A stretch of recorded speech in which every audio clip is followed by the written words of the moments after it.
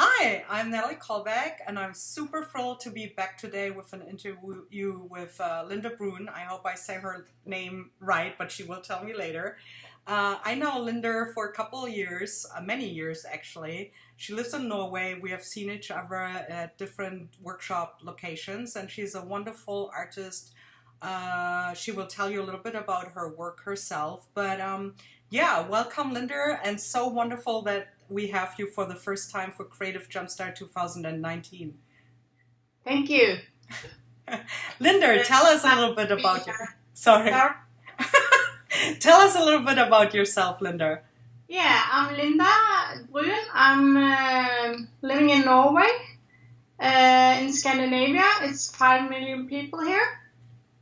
I live for the past 4 years. I've been living as a full-time artist.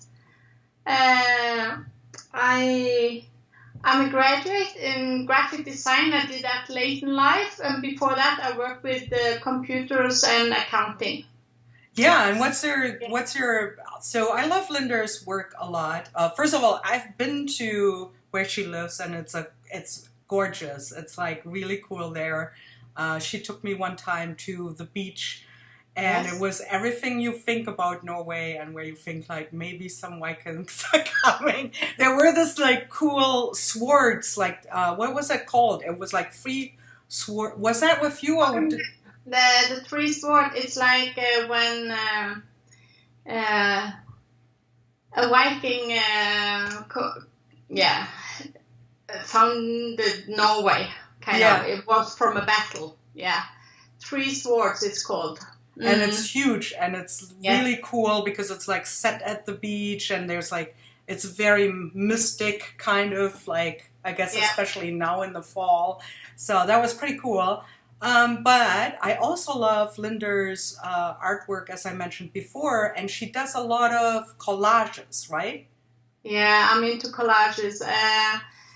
It started actually in my art journal. I started to make a lot of collages, and then suddenly I found some old pictures from my grandma's house, and I wanted to put my grandma in a collage for my personal use, and from that on I'm just, So now I tend to use animal faces in my collages because it's not so personal, so everybody can identify with them. So that's why I use the animal faces, because people ask about that. Why do you use animal faces? And it is because it's so much easier to work, because it's not sort of personalized or anything. So yeah, I love that. So definitely we will put your website at the end. Check out Linda's work, and also check out her video at Creative Jumpstart. That's all I can say. Yeah. So, Linda, this year's theme is "My Home is My Castle," which is an interesting theme, I guess, because it can be, interpreted in a lot of way. And I sent this theme out, and I don't really say a lot because I want you guys to just come to some sort of thing with it. So. We know you're living in Norway, but what does home mean for you? Is there something? I live in a kind of special situation, because we live in a house that's been ongoing renovating since 2011. So for me, it's like I don't have the connection to my home in the same way, because I'm living in the first floor in the flat. But for me, like for home, for me is roof over the head, and feel safe and be with the people I love. So I don't need a lot to feel at home. So I can be at home with my friends, or I can be at home with my family. Yeah, so maybe one day. Sorry. Yeah, maybe one day when my castle is finished, then I will maybe say something different. But right now, I'm like, as long as I'm feeling safe, and that's home for me. Yeah. So that's interesting, because I'm asking this question because everyone has like similar but also very different feelings about what home means, right? So some people connected with the country, some people connected with people, some people with safety, some people call their inner self is their home, right? So it's very, I find it very interesting, that question of what does home mean to different people. So if we would say, it doesn't have to be literally your home, of course, but if we would say, I know you do a lot of walks. You have a the cutest little dog ever. His name is Spotify. Spotify, the dog. She's called. She's so cute. So, do you feel that you take, maybe you don't realize, but maybe you do, like you take a lot of inspiration from your surroundings or your home and put that into your artwork? Definitely. I do a lot of walking, and I like to walk in the countryside, but also in the city. Maybe not with my dog, because she doesn't like the city. But so I get a lot of inspiration from the countryside, and especially during the fall and the spring, because then there is a lot of things happening. In the summer, it's too hot, and I don't like the heat. So, and winter time, it's cold and everything is white. So the inspiration at this time of the year is fantastic. It's like, all these colors. So yeah, and going for a walk in the city. I live close to Stavanger, and it's it's very famous for its street art. So just walking around in the street, looking at the street art is great. And I do that when I travel a lot too. I go and look at street art, and yeah. Yeah, Stavanger also has these like gorgeous, cute little old houses, right?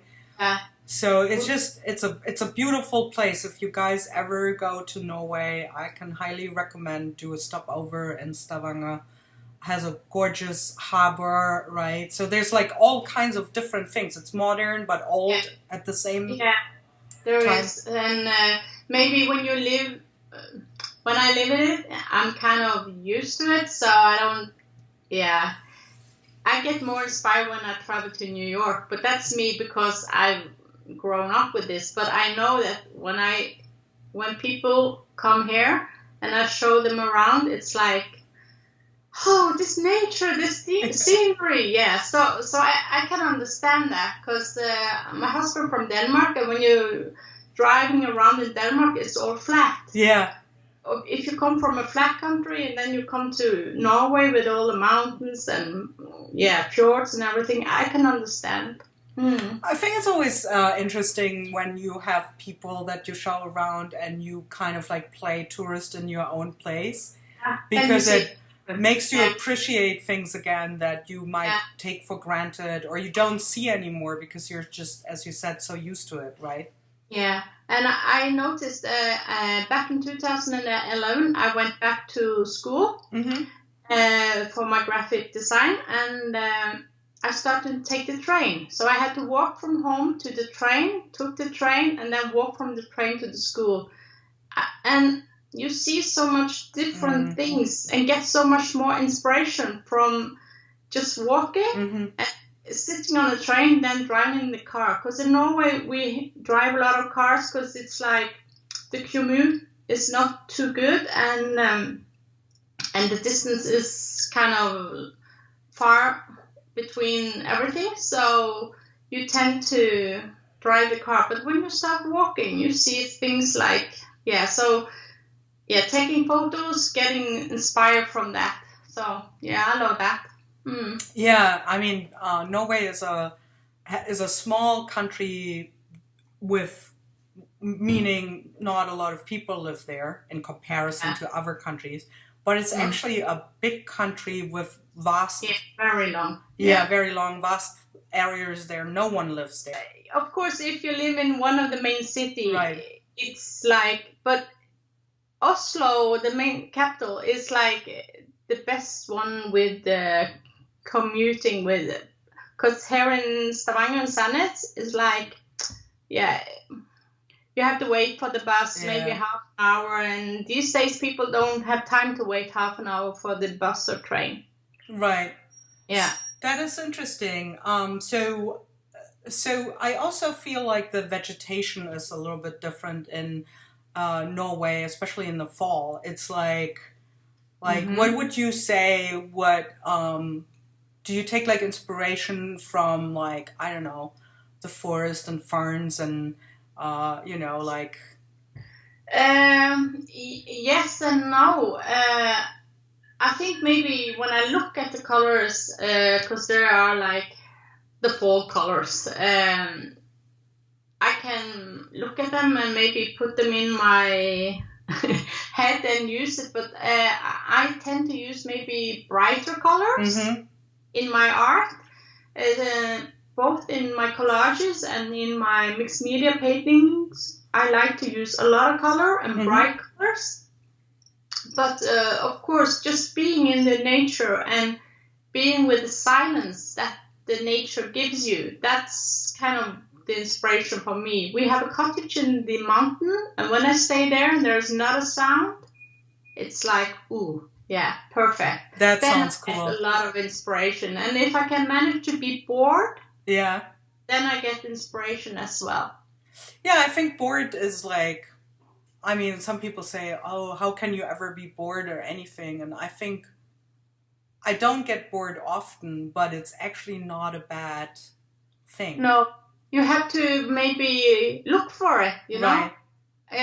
Go to a place where you know there's no television, there maybe be a radio, you have your sketchbook, and you just stay there. And for 1 or 2 or 3 days, then you will start to get bored in a good way. Right, exactly. That your brain's gonna start working. So yeah, I use that a lot. Yeah. Do you have internet or Wi-Fi in your mountain cabin? Nope. Ooh, nice. So you're totally off the grid, kind of. Well, we have 4G on the telephone, but it's like lightning. So I use it for maybe messages and calling my family, but I try to stay off as much as I can. Maybe leave the telephone out and away. Yeah. Because it's like, it's important to have that time. I think so too. I think it's like really hard for everyone nowadays to kind of disconnect. And that's what makes it so hard to also kind of, it's kind of like that there's so much inspiration, and sometimes people, it's not like, some people have trouble to find inspiration, and some people have trouble to actually process the flooding of inspiration that they already gathered and let it sit and percolate and then do something with all that amount of, pictures and things that they saw, right? Yeah, it's it's I think there is the time. The time aspect common. I think that's one of the reason we choose. I say we because my husband has to agree on it, but we choose that I could stop working and be creative 24 hours because you need the time to process everything to be able to get it out. Yeah, no, totally. I agree. Yeah, maybe I want a mountain cabin now. Yeah. That's great. It sounds wonderful. So Linda, one last question more or less before we have to tie it up, because it's super fun to talk to you. But how do you, so Creative Jumpstart, as most people might know, is there's like, so many artists. I think this year we have 31. Don't like tie me on that because it's early before it's even being released. So every day in January there's a video that goes up 10 minutes for that theme, My Home is My Castle, and it's meant to jumpstart the students' creativity. But now, how do you jumpstart your own creativity? Yeah, I'm fortunate that I usually don't have any problems to be creative because I'm sort of in it all the time. But if I do have a block or whatever, I have two things. It's even I'm taking my gesso Mm-hmm. and just paint the gesso in my art journal or Mm-hmm. whatever. Because then when I do that, maybe 1 or 2 or 3 pages, my brain starts working. Another thing I'm doing is gel printing. Yeah. Because it's also you just do it. Yeah. You know, you just put paint on, and at the same time I'm creating collage paper. So it's like a 2-2. So those 2 things is like it starts my creative juices flowing, or whatever you call it. That's very interesting, because it's 2 kind of like different things. I mean, besides that you're doing that you do something, but like a lot of people have this fear of a blank canvas, and it sounds so counterintuitive to put white. I assume you do white gesso on a page, but I guess it's the motion, right? But it's just me moving my hand, and it's like I'm not thinking of anything when I'm doing it, and I think that helps me. That is cool. I've never thought about that. So guys, you should try that. I like that. I like this idea. Is there anything that's coming up, like workshops or something that you want to point out to people in the next couple months? It's going to be at the market in Norway, but I don't know. Yeah, it's going to be like Christmas markets where I sell my prints, and home I make books as well. So that's what I'm going to do. Yeah. So if you're in Norway, check out Linda's blog and Facebook page, I assume, to find out where she is with her amazing collages and books and all kinds of other wonderful things that I've seen her doing. Yeah. Most of my life is on Instagram as well. So What's your Instagram handle? Linda Brun Studio. Okay, cool. So check her out. You see her spelling and then studio at the end. Thank you so much, Linda. I'm super excited. I can tell that your video is amazing, and I can't wait for the Jumpstarters to see it. And see you very soon. Yeah, thank you for having me. Bye. Bye.